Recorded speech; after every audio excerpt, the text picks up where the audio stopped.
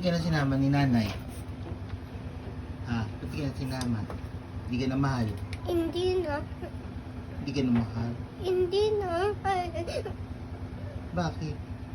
Kasi hindi mo inubos yung pagkain mo kanina. Sabi mo, may isa pa, tapos di mo na kinain. Oh.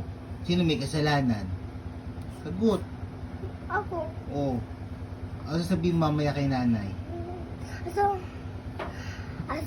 Sorry po, nanay. Ano po? Sorry po, nanay. Sorry po nanay.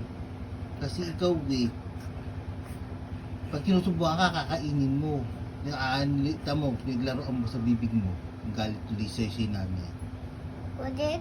Oo. Kaya hindi ka na sinama. Alam mo.